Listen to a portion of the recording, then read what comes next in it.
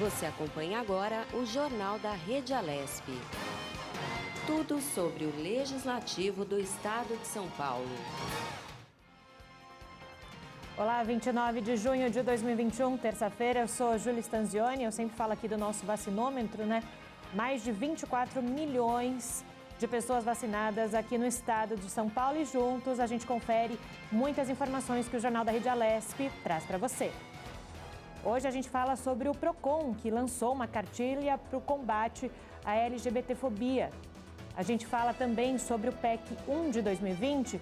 Você sabe do que se trata a proposta de emenda à Constituição? Outro assunto muito importante que a gente aborda por aqui é sobre licenciamento ambiental. O Jornal da Rede Alesp começa agora. Jornal da Rede Alesp.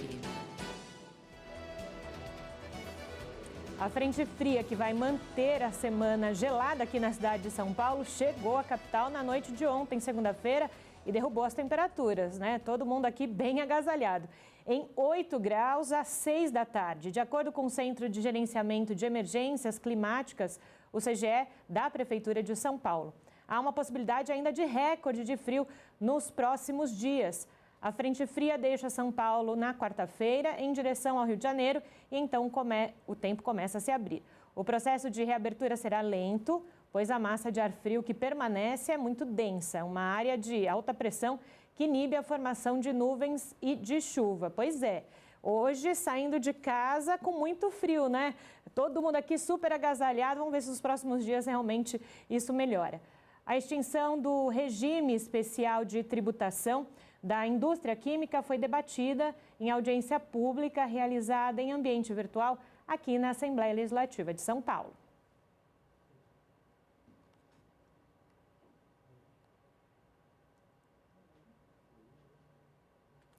Já já a gente vai rodar esse VT para vocês, né?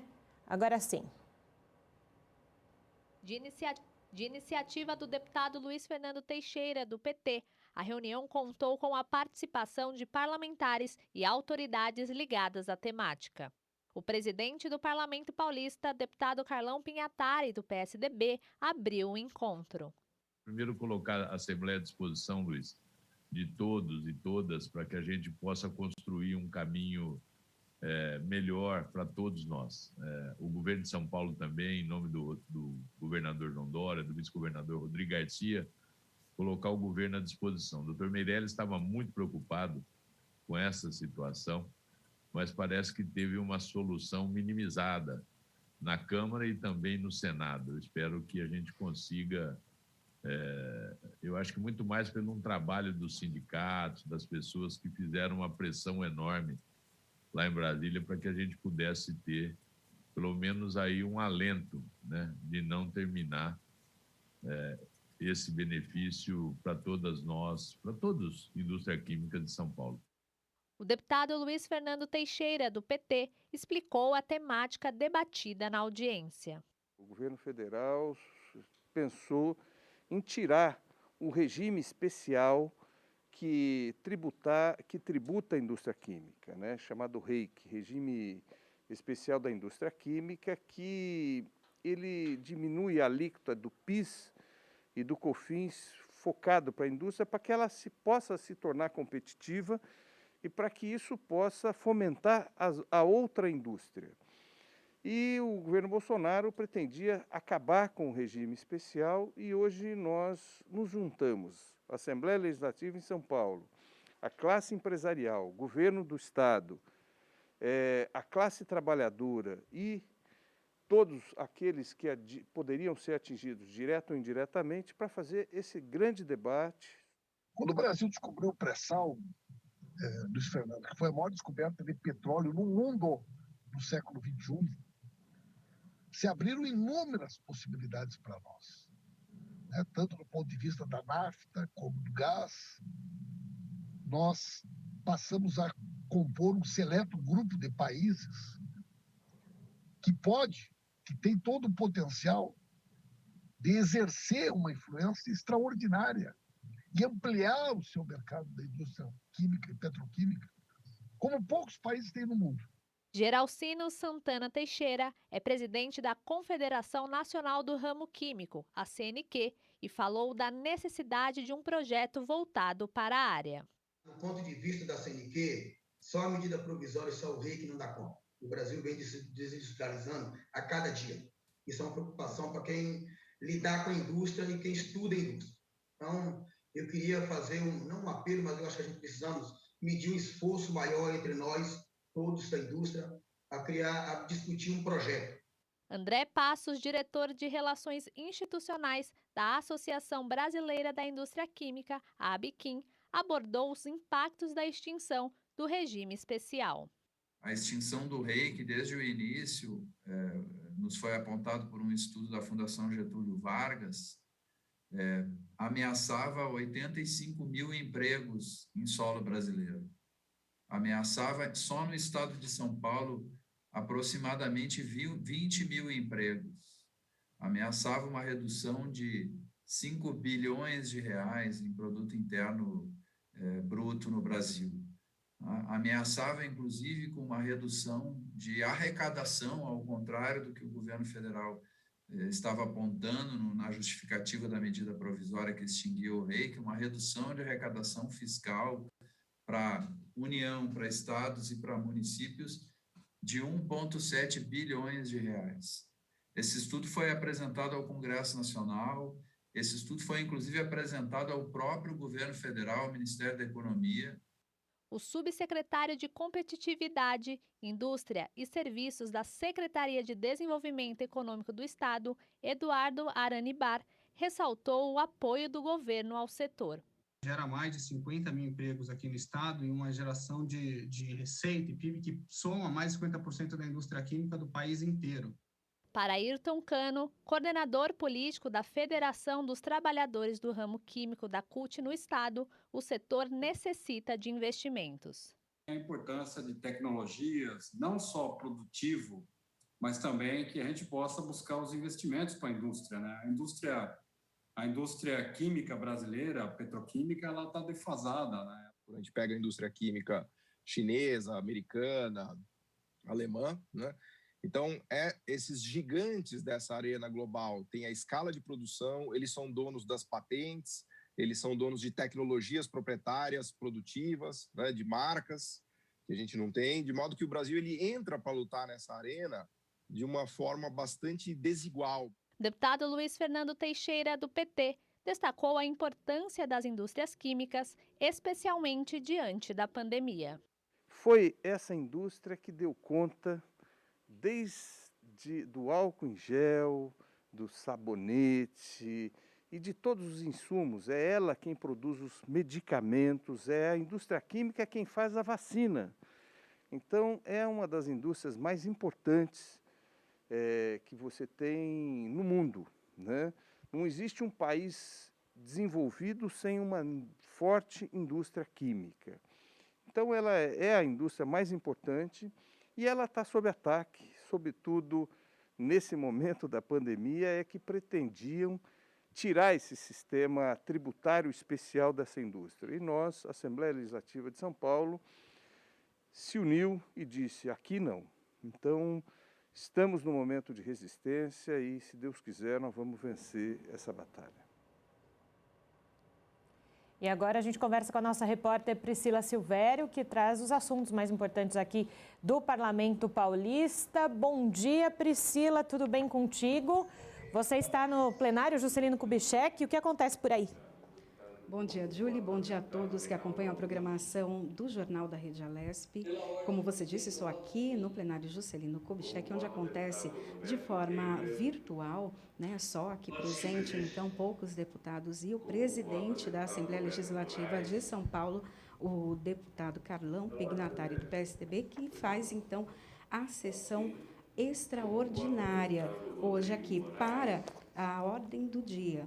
A preposição em regime de urgência, que é a votação do projeto de lei 265 de 2021, de autoria do governador, que dispõe sobre as diretrizes orçamentárias para o exercício de 2022. Então, nesse momento, os deputados votam aqui nominalmente, né? Cada um aqui já apresenta o seu voto e eles estão votando, então, nesse momento, o projeto com salvo emendas e também subemendas. Então, daqui a pouquinho nós vamos ter o resultado da aprovação ou não desse projeto.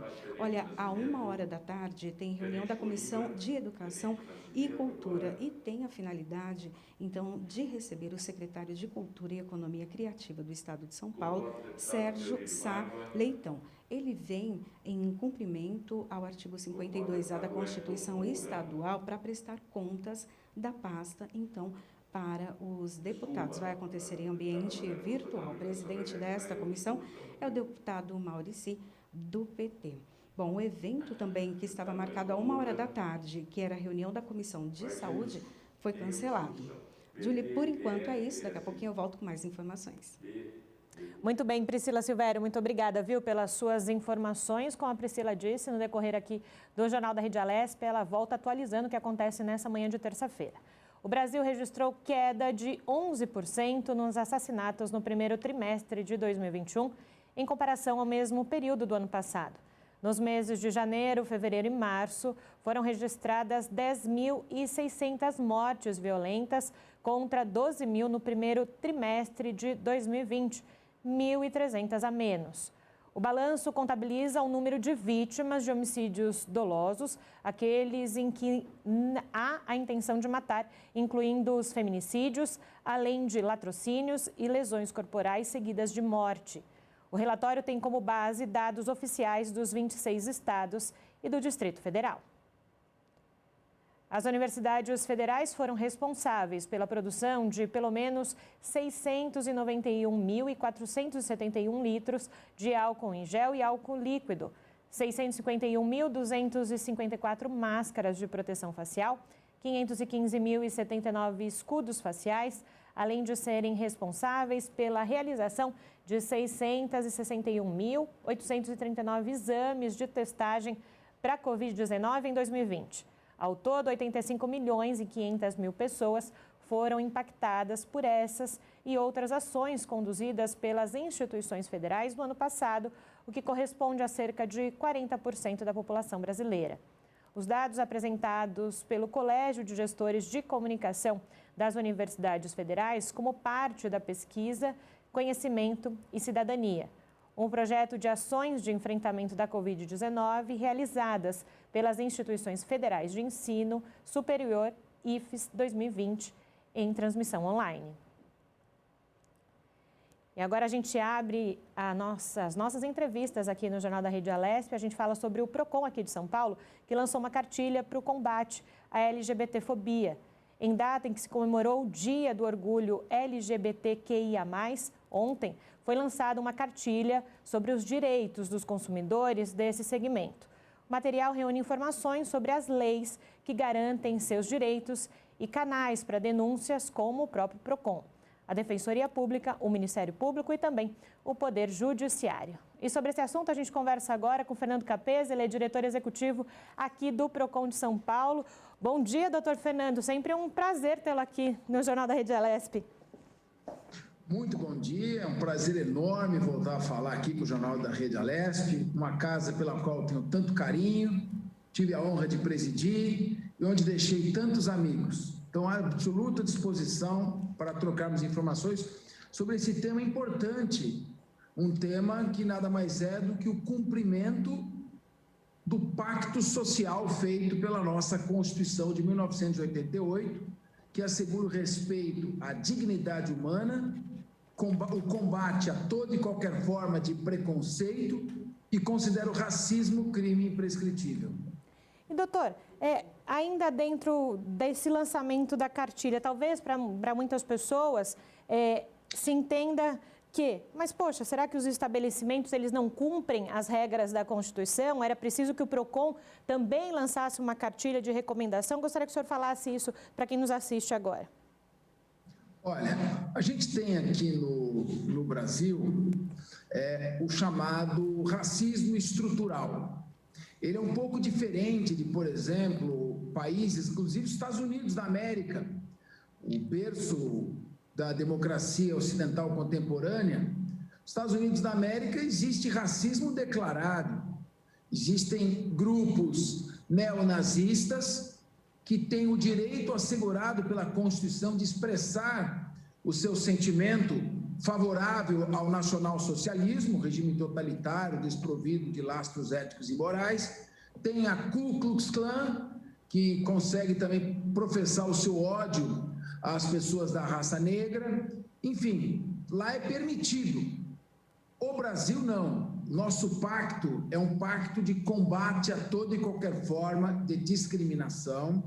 Nós temos a Lei 7.716 de 1989, que considera racismo, pune com penas graves, pesadas, toda e qualquer forma de discriminação. E desde 2019, o Supremo Tribunal Federal passou a entender que a discriminação por orientação sexual também está no contexto da lei de combate ao racismo. Então, como é que ocorre no Brasil esse tipo de discriminação e discriminação no comércio? Muitas pessoas, quando vê uma pessoa, um LGBT, ou uma pessoa homossexual, ou um homem vestido como mulher, uma mulher que tem aparência de homem, enfim, ele faz careta, demora para atender, passa outras pessoas na frente. Existem muitas formas de você humilhar uma pessoa que não é por meio de uma ofensa direta. Um olhar de desprezo, uma resposta atravessada, a recusa em fornecer o preço ou uma informação motivada por discriminação.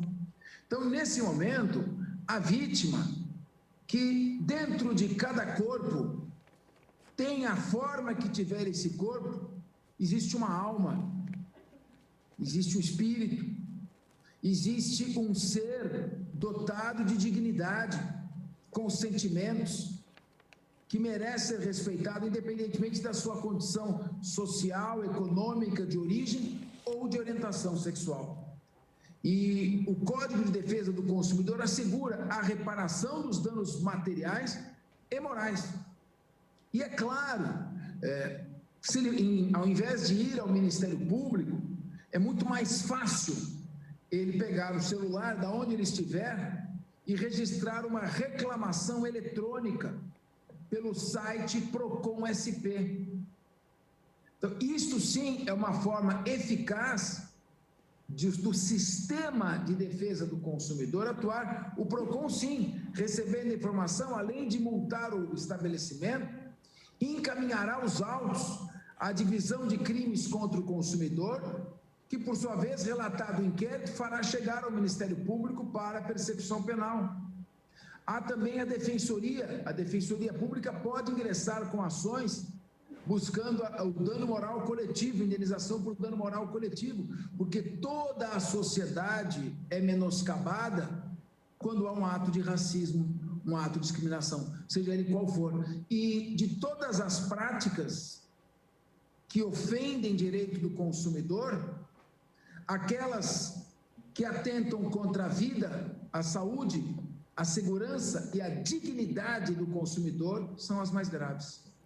E eu quero aproveitar, doutor, duas expressões que o senhor usou agora nessa primeira fala, sobre o olhar, né, das pessoas com relação a essa questão e de um sistema eficaz. Quando a gente coloca o PROCON como instituição olhando sobre essa questão, né, você coloca à tona e coloca no centro de discussão que é preciso falar sobre o tema, é preciso discutir o tema, porque me parece que às vezes falta isso, né, conhecimento das pessoas. E quando a gente coloca instituições do tamanho do PROCON e também do governo do Estado de São Paulo sobre o tema, isso pode ajudar a mudar a visão das pessoas.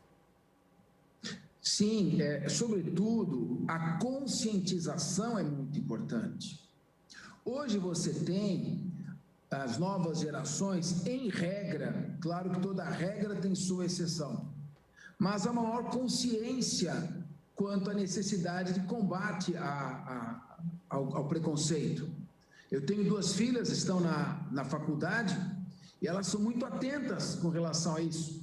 Elas mesmo brincam comigo, nós militamos, pai, a gente milita.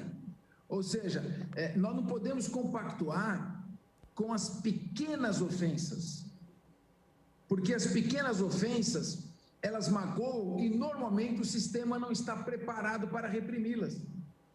Claro que uma verbalização de uma ofensa racial, ou um castigo físico infligido por preconceito, tudo isso é mais fácil de ser visto, apurado e reprimido. E normalmente angaria a solidariedade da absoluta maioria da sociedade. Mas existem olhares, piadas mal colocadas, desrespeito enquanto consumidor. Se entrar uma pessoa, um transexual, por exemplo, no estabelecimento, embora a Constituição diga que todos são iguais perante a lei, embora ela reze, estatua que toda e qualquer discriminação tem que ser reprimida, embora o Código Penal considere crime a injúria de natureza racial, embora o Código Civil assegure o direito à indenização por reparação moral, embora esteja na legislação que ninguém deve ser humilhado, esta pessoa será constrangida e humilhada em muitos locais. E quando isso parte do fornecedor, ou quando o fornecedor não adota práticas que reprimam outros consumidores de discriminarem ou humilharem esta pessoa, o PROCON deve agir. Não é uma questão de eu acho isso, eu acho aquilo, não é questão de achar, não é achismo. Está na Constituição Federal. O país é de todos. O país não é de uma determinada casta. Todos, a Constituição assegura, no seu artigo 5º, em 78 incisos, em rol não taxativo. Quer dizer, além desses, outros estão dispersos pelo texto constitucional, os direitos e garantias individuais. O direito à honra, o direito à vida, o direito à propriedade, o direito à segurança, o direito à dignidade, o direito a ser consumidor. E o nosso papel, enquanto PROCON, órgão de defesa do consumidor, é proteger o consumidor, seja ele quem for. E, claro, com equilíbrio, com harmonia, criamos uma escola. PROCON tem a Escola de Proteção e Defesa do Consumidor. Esta escola orienta, passa princípios, qualquer pessoa pode assistir, as aulas são gratuitas, temos pílulas de 1 minuto, de 3 minutos, de 5 minutos, tudo pelo site PROCON SP, EPCD, Escola de Proteção e EPDC, Escola de Proteção e Defesa do Consumidor, onde são ministradas aulas, orientações, inclusive a respeito desse tema. Então, a nossa assessoria, nossa diretoria de comunicação, nossa diretoria de relações institucionais, nossa escola, decidiram, esses órgãos do PROCON, elaborar uma cartilha por ocasião do dia 28 de junho, que é um dia em que, quando se fala isso, Dia do Orgulho LGBT, de certa forma é quase que uma autodefesa das minorias que sofrem no dia a dia. Quando se diz orgulho, é quase que uma resposta, um enfrentamento do que ocorre. Infelizmente, tivemos aqui um transexual, morador de rua, que foi queimado, incendiado aí, na data de ontem. Então, nós temos sim que combater o preconceito. Sob este aspecto, a Assembleia Legislativa de São Paulo tem feito papel, ela tem uma Secretaria de Igualdade Racial, que inclusive, quando eu fui presidente, ali estava, nós demos um destaque especial para ela, e é importante isso, que esse assunto seja ventilado no parlamento, que os deputados tragam à baila e que se criem cartilhas, essa de respeito ao consumidor, mas de respeito ao ser humano, qualquer que seja a sua origem geográfica, a sua condição social, a sua condição econômica, a sua raça, a sua orientação sexual, a sua posição ideológica, a sua convicção religiosa. Nós temos que respeitar as pessoas e a cartilha busca isso. E além disso, doutor Fernando, me vem uma outra questão. Quando o PROCON se posiciona dessa maneira, como o senhor disse, né, de você olhar para as minorias, que é um jeito até de defesa, né, esse dia do orgulho LGBT, significa também dar coragem a essas pessoas que estão dentro de um estabelecimento comercial de denunciar. Porque, às vezes, elas se sentem, de algum modo, acuadas. E o PROCON, nesse momento, então, ajuda nessa denúncia, que é fundamental denunciar. Fundamental. Por isso, quando nós assumimos o PROCON, em janeiro de 2019, minha primeira preocupação foi: nós precisamos dar um meio rápido, eficiente, cômodo, imediato, para que uma pessoa lesada em seu direito possa ecoar a sua reclamação. Agora, você está num shopping, aí, ficando nesse tema, pessoa discriminada. Não, eu não vou atender você porque você tem essa orientação sexual, ponto. A pessoa fala: bom, agora eu tenho que me deslocar até um posto do PROCON, vou andar 20 quilômetros, quando eu chegar lá vai estar fechado com a horário de almoço, eu vou ficar numa fila, aí um funcionário vai me atender, vou ter que preencher uma ficha, deixa para lá, vou me conformar. Agora, se você tem o teu celular, pega o teu celular na hora, vai lá no Google, PROCON SP, faça aqui sua reclamação, e você reclamou, isso é exercício de cidadania. Então, minha preocupação foi dar ao cidadão e à cidadã um meio rápido e eficaz de fazer a sua reclamação. Segundo, responder rapidamente. Aqui nós recebemos por escrito as reclamações, ficava ali até ser ordenado, autuado, colocar capa, botar o grampo que prende a capa, entender o que está escrito, a letra da pessoa, porque às vezes é letra de mão. Só aí levava 3, 4 meses. Agora não, reclamou imediato, já está com o fornecedor. Ele tem que dar em 72 horas a sua resposta. E o PROCON age.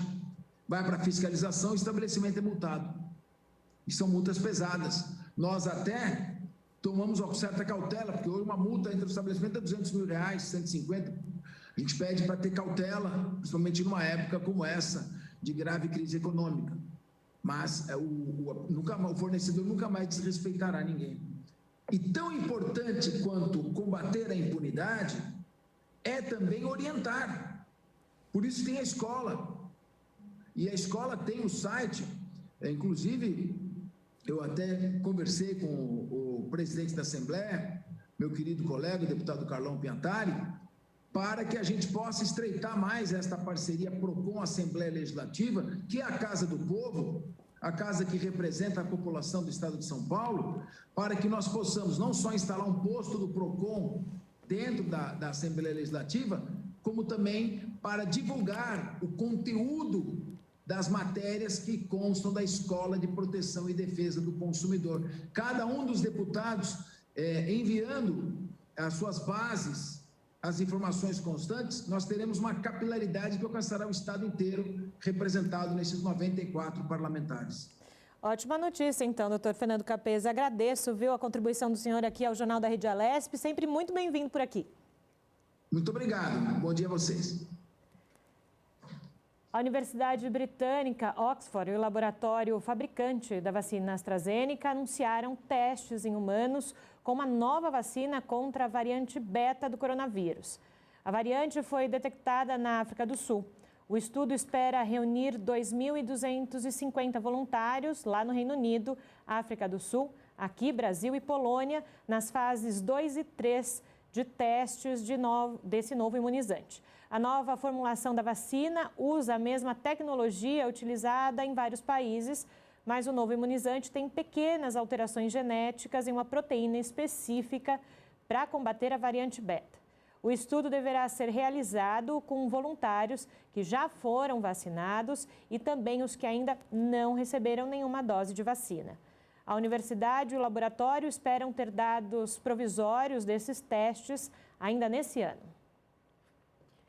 A cidade de São Paulo inicia nesta terça-feira a vacinação contra a Covid-19 para o grupo de 44 e 45 anos ou mais. É obrigatório apresentar o comprovante de residência aqui na capital paulista e um documento de identificação. A cidade começou ontem, segunda-feira, a aplicação da vacina da Janssen, de dose única, no público elegível. Das 114 mil doses recebidas pela capital após a doação dos Estados Unidos, 14 mil serão destinadas para a população de rua que não está cadastrada em abrigos.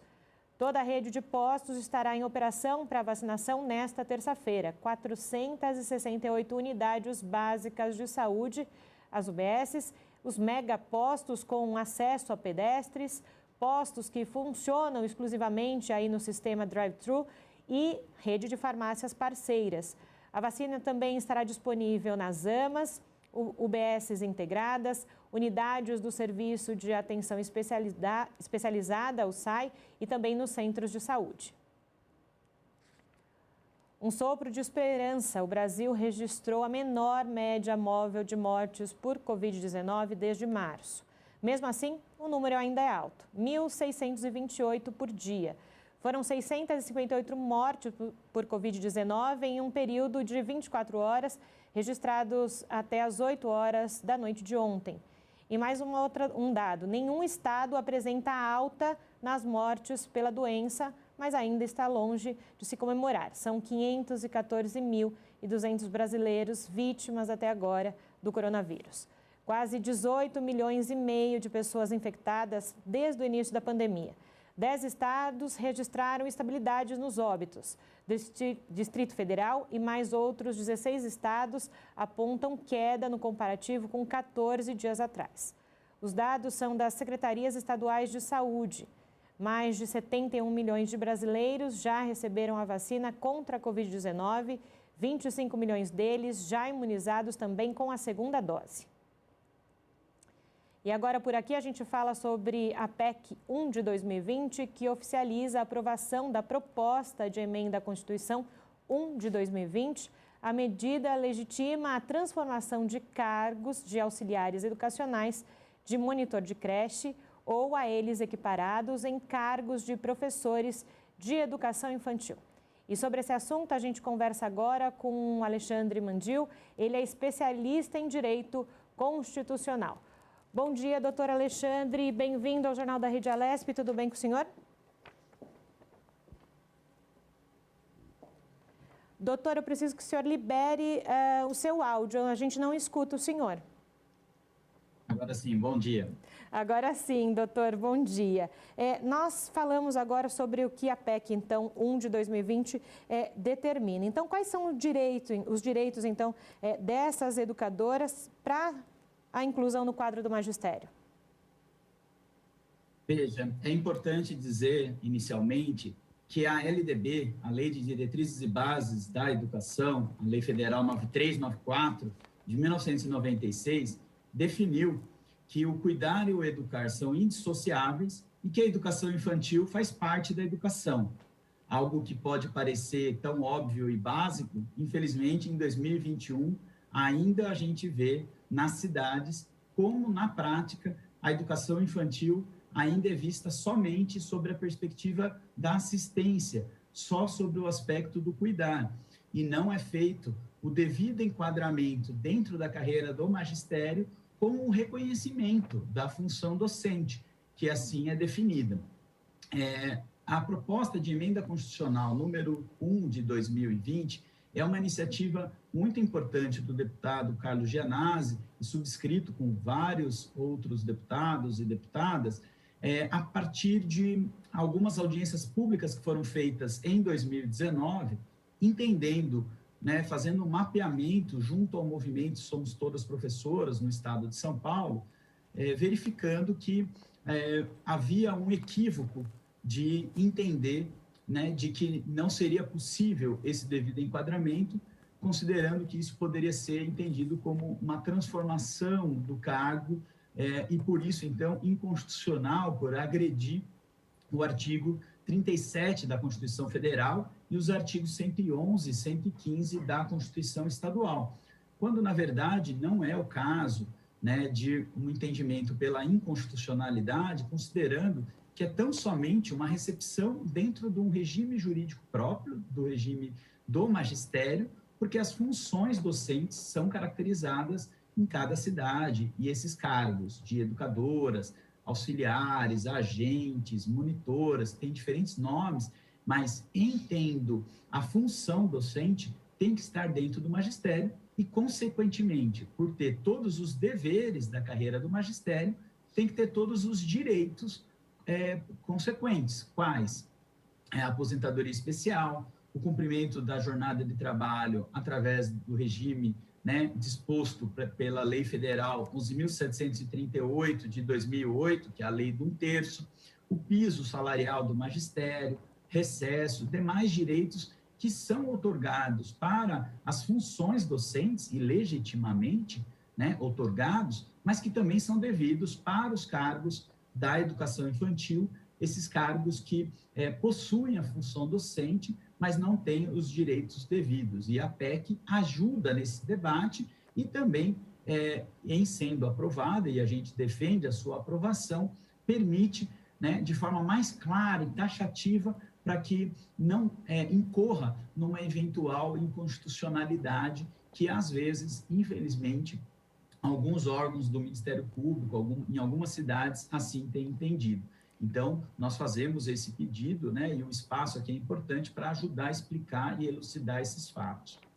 E justamente dentro dessa questão de entendimento sobre a PEC, para quem está em casa e que realmente não conhece a fundo sobre a situação, por que antes de se pensar nessa PEC, se tinha essa distinção? Né? Não se dá os mesmos direitos, né? O que aconteceu ali nos bastidores para que isso não acontecesse de forma natural? Pois é, o artigo 61 da LDB, ele diz claramente de que é possível e é devido para que você estruture a educação infantil do município quem cuidava. Então, vamos usar aquela expressão de forma pedagógica, quem é que fica com as crianças? Então, vamos pensar cada uma que está acompanhando aqui na sua cidade. Quem é que fica com as crianças? A lei antes dizia que era um mero cuidado. E vejam, isso tem uma perspectiva também de gênero, de uma construção histórica da educação infantil, porque era uma noção de um depósito de criança. Os pais vão trabalhar, tem que ter um lugar para ficar as crianças. Isso foi superado com a Constituição Federal de 88. E depois a própria LDB, em 96. Ou seja, essa noção que era de cuidar passa a ser educar. Então, deveria, né, ter tido uma imediata correção e uma regularização disso desde 1996. Infelizmente, sobre uma lógica de precarização dos serviços públicos e, no caso, do serviço público da prestação, né, do atendimento educacional para a educação infantil, seja, né, de 0 a 3 ou de 3 a 6, né, de berçário, ciclo 1, ciclo 2, mas não tem como você separar o que é turno e contraturno, o que é uma atividade pedagógica de uma atividade na educação infantil.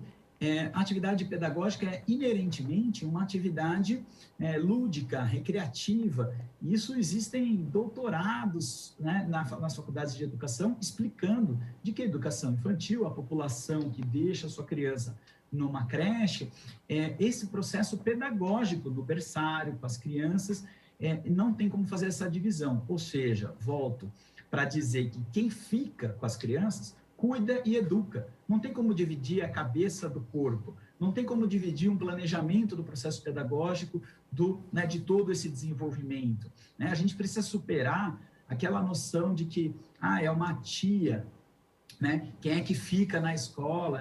A tia que está ficando na escola. E não é o caso. Né? Então, é um processo pedagógico, é uma professora, é uma educadora, é uma docente, e por isso, por terem deveres da função docente, tem que ter os direitos correspondentes. Então, somente isso. Essa correção, através de uma legislação ordinária, de uma lei educacional, como a LDB federal, já disciplina. No entanto, há um entendimento, e aí a gente aponta que equivocado, de entender que fazer esse enquadramento seria uma transformação. Então, a gente precisa mostrar, transformar é você pegar um cargo que está num quadro geral, que teve um nível de escolaridade, e você tem o cargo de professora na educação infantil do município. Juntar isso é entendido como inconstitucional, mas pegar esse cargo que está no quadro geral e transpor ele para um cargo na educação infantil, no regime jurídico próprio, com todos os deveres, sem juntar os cargos, mas separado, mas com todos os direitos também da carreira do magistério, é uma exigência da legislação federal e está plenamente de acordo com a Constituição Federal. E a proposta de emenda constitucional, né, no Estado de São Paulo, através dessa proposta, ela reforça, ela ajuda a elucidar que não afronta o artigo 37 da Constituição Federal e o artigo 111 e 115 da Constituição Estadual. Ou seja, municípios, né, as prefeituras devem fazer essa devida regularização junto ao seu ordenamento jurídico municipal, ou seja, tem que fazer uma lei municipal, tem que partir do Poder Executivo para fazer essa devida adequação. E ao ter um eventual questionamento, manifestações das procuradorias do município, ao ter essa aprovação da PEC 01 de 2020, acaba ficando mais claro de que não há nenhuma inconstitucionalidade e reforça o que está disposto no capítulo próprio do direito à educação na Constituição Federal e a sua reprodução nos direitos, né, de responsabilidades administrativas, né, deveres da administração pública, na Constituição Federal, no artigo 37, e na Constituição Estadual, os artigos 111 e 115. Essa é uma correção importante e que no Estado de São Paulo tem sido um ponto de apoio importante dentro da Assembleia Legislativa do Estado de São Paulo, a partir das audiências públicas, junto com o movimento Somos Todas Professoras, que já mapeou mais de 60 cidades no Estado de São Paulo e tem evoluído, inclusive, em discussão com o próprio Ministério Público do Estado de São Paulo, em especial com o GEDUC, que é o Grupo de Educação, né, o órgão especializado, com uma atuação própria e que tem acompanhado, a gente subsidiou com documentos e a gente espera que o Estado de São Paulo, ao fazer essa correção, não somente contemple essa reivindicação histórica de um setor importantíssimo dentro do serviço público no Estado de São Paulo e o efeito cascata, a sua reprodução nos municípios, mas é uma pauta da comunidade escolar, dos pais e mães e responsáveis, né, da educação, estruturando a educação infantil nos municípios. É com esse pleito, é com essa gana que a gente batalha para que a gente faça as devidas correções e, nesse sentido, a aprovação da PEC 01 de 2020 vai ajudar bastante a melhorar a educação infantil nos municípios, a fazer valer os marcos que estão dispostos pela legislação federal, seja no Plano Nacional de Educação, na 13005 de 2014, vigente até 2024, seja, né, no marco da primeira infância, ou seja, todo mundo fala que defende a primeiríssima infância, mas na prática, né, há uma visão errada, ainda assistencial, e não uma perspectiva do magistério da educação infantil, e por isso, então, essa luta que a gente tem feito. Agora, doutor, até porque o nosso objetivo aqui é levar o entendimento das pessoas, e por isso que o senhor está nos contando essas questões de aspectos jurídicos, mas para a gente entender, a gente precisa sempre também dar um passo atrás, como o senhor explicou agora, que é uma luta aí de mais de 30 anos. O senhor falou, né, antigamente eram conhecidas mais como cuidadoras dessas crianças, se passou, né, então, para que elas educassem essas crianças. Para quem está em casa, entenda perfeitamente. Hoje, no estado de São Paulo, o ensino infantil, esses profissionais que cuidam dessas crianças no ensino infantil, eles têm algum tipo de formação como educador? Como é que funciona essa questão? Isso já está legislado? É só uma questão de nomenclatura, nesse caso, como o senhor disse? Pois é importante dizer isso da nomenclatura para a gente ver que há diferentes nomenclaturas. Nós mapeamos pelo menos de 30 diferentes nomes que são dados para esses cargos, desde babá, pajem, como disse, auxiliar, educadora, cuidador, né? A nomenclatura. Mas o que prevalece é a função. Então, se a função é docente, o município estruturou a sua educação infantil com a responsabilidade pedagógica, e que antes, de novo, era só como cuidar, e que passa a ser entendido como educar, todas as funções são docentes e tem inúmeras formas de provar isso. Não só numa questão jurídica, né, de documentar, mas também de como a prefeitura relaciona, por exemplo, estas servidoras, e digo no feminino, né, porque são majoritariamente mulheres, essas servidoras são lançadas pela municipalidade para recebimento de verbas do Fundeb, por exemplo. Ou seja, o município recebe verbas, contabilizando estas servidoras sobre o prisma do magistério, ou seja, piso salarial, direitos devidos, a estruturação da educação a partir disso, contempla de uma maneira, outorga os deveres, mas não tem os direitos. Agora, a escolaridade necessária, e você tem razão, a gente sempre explica, ela é como se fosse um complemento.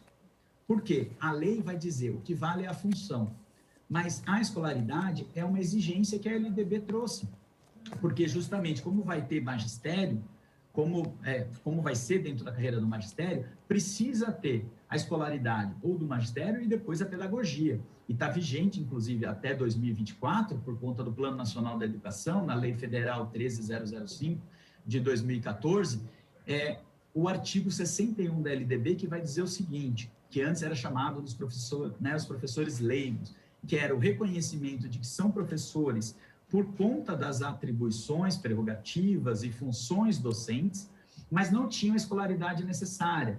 Mas vejam, não é culpa do servidor, porque o servidor prestou o concurso, passou no concurso e desde o primeiro dia, na sua unidade escolar, no município, exerce as funções docentes, exerce todas essas responsabilidades pedagógicas, tem todos os deveres, ou seja, o município e a população usa estas servidoras como docentes, como professoras.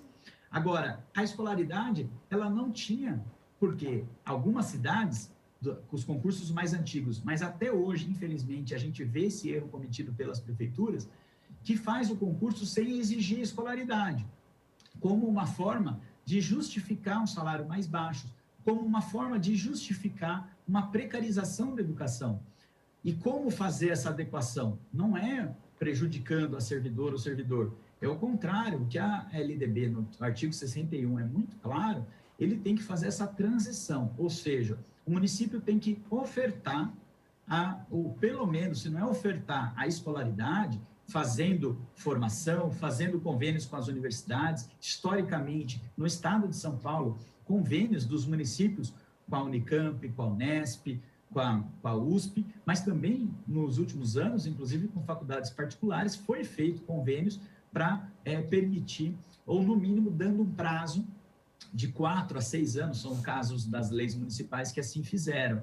Ou seja, você abre um prazo para que a servidora apresente o comprovante da escolaridade como uma forma de, juntando com a função que ela já exerce, ela tenha a escolaridade e assim esteja devidamente enquadrada dentro da carreira do magistério e o município fazer esse passo a passo que a lei federal disciplina. A PEC, mais uma vez, ajuda a demonstrar que esse movimento que os prefeitos e prefeitas devem fazer possui profundo respaldo legal e constitucional e no nosso entendimento, não só um poder, né, então pode fazer isso, como deve, é um poder-dever, é uma regularização da administração pública municipal com a legislação educacional. E com isso, a população é atendida, porque é um direito da criança estar com uma docente, com um professor, uma professora, e estar devidamente qualificado para isso, e o município estruturou, ou seja, não é uma lógica de precarização,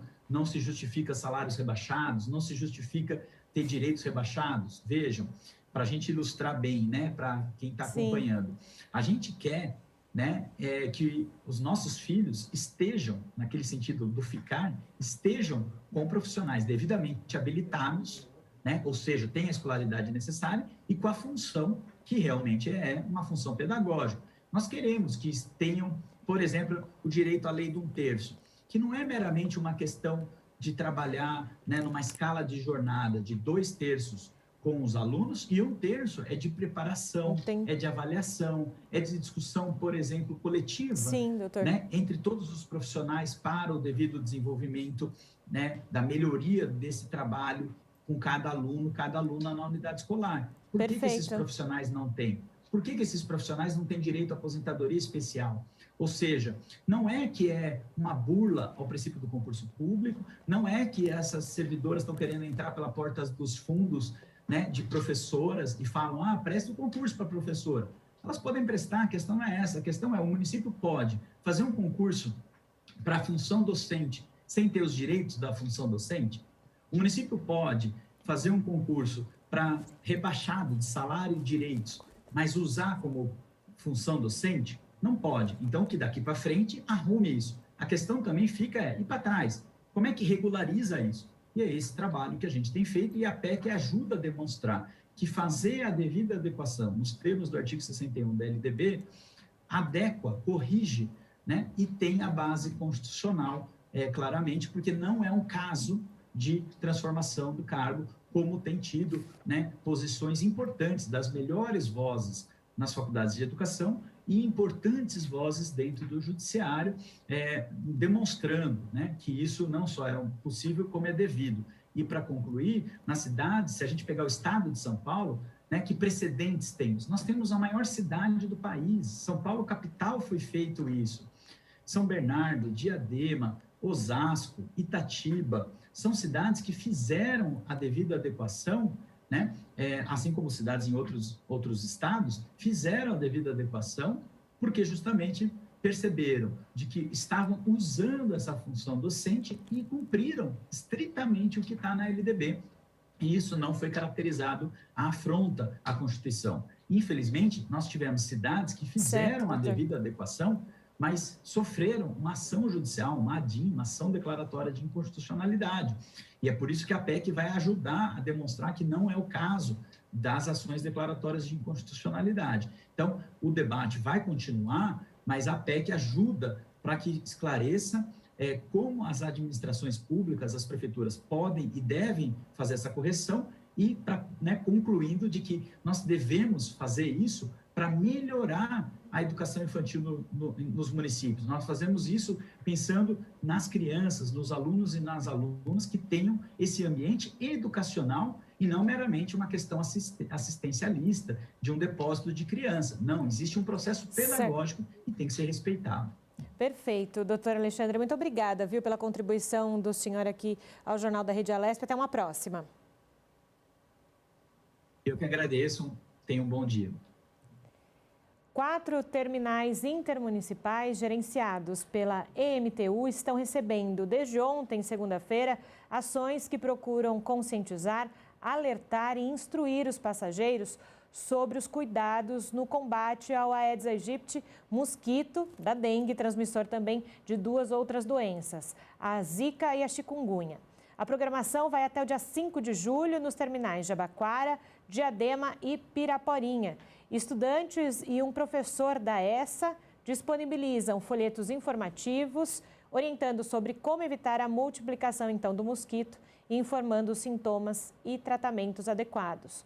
O objetivo é conscientizar a população para não deixar as caixas d'água destampadas, águas limpas parada nos pneus, garrafas, latas, pratos de plantas ou em outro qualquer local, claro, que favoreça a proliferação do Aedes aegypti, mosquito, como eu falei, que transmite a doença. Outra atividade é a aferição de pressão arterial para identificar e orientar os passageiros sobre cuidados com hipertensão e diabetes, capazes, então, aí de agravar os casos da Covid-19. E agora a gente confere a reportagem do Sérgio Everton de como foi o seminário do 2º ciclo de debates sobre alimentação saudável e regeneração socioambiental, realizado de forma virtual. Aconteceu nesta segunda-feira o 2º ciclo de debates Alimentação Saudável e Regeneração Socioambiental, que promoveu o seminário Alimentação Saudável, Saúde e o Combate aos Agrotóxicos em ambiente virtual, transmitido pela Rede Alesp. Esse é o 4º encontro, que busca aprofundar ainda mais esse tema. O evento contou com a participação da deputada Marina Elô, da Rede, e a deputada Márcia Lia, do PT. Esse é o 3º encontro que a gente faz dentro desse ciclo, 4, né? A gente já teve 3, esse é o 4º encontro que a gente faz nesse ciclo de busca por aprofundar esses temas, pensar como legislativamente a gente pode incidir. Acho que a regulamentação do poema é fundamental. A gente precisa de uma lei já aprovada e sancionada. Ela não ser regulamentada é, de fato, um desrespeito à construção e ao processo e à agroecologia como um todo. Então, a gente vem incidindo isso também com o governo do Estado. Já tive mais de uma pauta nas reuniões com secretários, com o governo, sobre a importância dessa regulamentação. Ao mesmo tempo que a gente tem a incidência na pera, né, um projeto de redução de agrotóxicos que é uma discussão muito latente hoje no país. Então, o Estado de São Paulo com certeza tem uma boa contribuição a dar, não só para que a gente possa aprovar e sancionar essa lei aqui no Estado e provocar esse debate na sociedade, como também fomentar essa provocação a nível nacional, que eu quero agradecer aqui a presença do querido Nilton Tato, que tem essa perspectiva de olhar o Congresso Nacional e essa discussão na perspectiva nacional. Então, cumprimento tanto minhas queridas Cláudia Visoni, Marcelia, mas também o Nilton Tato, assim como todas as pessoas que estão aqui, e agradeço a constante luta, eu adorei, que chama Comissão Permanente de acompanhamento. É muito importante que a gente tenha as coisas de uma forma permanente, que tenha perenidade no tempo, que tenha profundidade, que elas não aconteçam só por curtas campanhas. Então, eu agradeço a Suzana pela iniciativa, pelo trabalho, pela coordenação, e dizer que nosso mandato, e o Carlos aqui representando também esse tema, segue à disposição para todas as ideias e todas as possibilidades que a gente tiver de incidência no tema. O deputado federal Nilton Tato é uma voz ativa no Congresso Nacional em Brasília. Ele falou da mobilização nacional contra os agrotóxicos. Há um risco muito grande, tá, de entrar na pauta a qualquer momento o PL do veneno. E para quem está entendendo aqui, para quem está acompanhando a gente, só para entender um pouco por que esse projeto tem força, e é esse o debate, e por isso da necessidade dessa mobilização nacional, da gente fazer esse debate no conjunto da sociedade, para que as pessoas entendam que discutir, entendeu, o modelo de agricultura, a forma como se produz o alimento, é uma coisa que interessa a quem consome o alimento, portanto, todos, tá? Não só para quem está produzindo, para quem está manuseando lá os agrotóxicos. A toxicologista da Fiocruz citou uma pesquisa sobre agronegócio e pandemia, que traz dados da responsabilidade do atual modelo produtivo, baseado nas monoculturas tóxico-dependentes, produtoras de commodities, e do agravamento dos danos dessa pandemia na sociedade. 67% dos agrotóxicos, do volume usado no Brasil de agrotóxicos, são de agrotóxicos que estão incluídos em pelo menos uma lista oficial de danos crônicos. Então, a gente consultou as fontes do IARC, que é a Agência Internacional de Pesquisa em Câncer, que é da Organização Mundial da Saúde. A gente analisou as listas da Comissão Europeia, que tem a lista de desreguladores endócrinos, ou seja, moléculas que causam danos sobre os nossos hormônios, tem uma série de consequências nefastas, e a lista de agrotóxicos candidatos para substituição na Europa, porque justamente já estão mostrando danos sobre a saúde e o meio ambiente preocupantes. Então, ou seja, 67% do que a gente usa no Brasil é de agrotóxicos reconhecidamente danosos, que causam doenças crônicas, segundo essas listas. Se a gente ampliasse o tipo de efeitos, pegando efeitos neurológicos, efeitos sobre o sistema imunológico, que não estão nessa lista, muito provavelmente esse volume seria ainda mais assustador. O representante do Movimento dos Trabalhadores Rurais falou dos impactos dos agrotóxicos nas substâncias que são nocivas tanto ao meio ambiente como também à saúde humana. No primeiro momento, né, esse entendimento de que a gente vive um modelo de agricultura, né, como já foi dito, né, orientado, capitaneado, né, e de interesse da agricultura capitalista, né, que tem, né, como o seu grande objetivo, né, a produção de commodities visando, né, uma acumulação de renda, né? Então, na verdade, eles não estão preocupados com a qualidade do alimento, não estão preocupados com a saúde das pessoas e nem com o futuro da humanidade. Na verdade, a produção de commodities ela tem somente essa visão do lucro, né? Ou seja, da produção de mercadoria e lucro. Então, é importante a gente partir desse princípio. Segundo, trazer um pouco, né, do ponto de vista da vida real, as consequências desse modelo, né? O que eu queria dizer nesse primeiro momento é de que, de fato, o uso, né, por parte desse modelo de agricultura capitalista, o uso excessivo e extensivo, né, da transgenia e dos agrotóxicos, ele traz alguns elementos que a gente precisa observar. Primeiro, né, é de que as chamadas pragas, né, que é usado, né, o agrotóxico para controlar, primeiro que as que se chamam de praga, na verdade, faz parte da natureza, né? E que na medida que você vai usando os agrotóxicos, eles vão criando resistência. E, da mesma forma, a própria transgenia, né, que na medida que você vai usando, por exemplo, a soja transgênica com o glifosato, né, você vai criando uma resistência por parte tanto das ervas, né, que são chamadas as ervas daninhas, né, elas vão criando uma resistência, consequentemente, você tem que usar mais agrotóxicos, né, e as que chamam de pragas, né, nas lavouras, na medida que você usa o agrotóxico, eles vão criando resistência.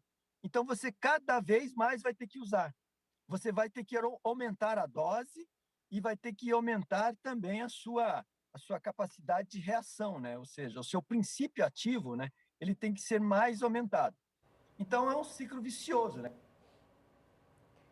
E o Jornal da Rede Alesp vai para um rápido intervalo. Nós voltamos já já com mais informações para você.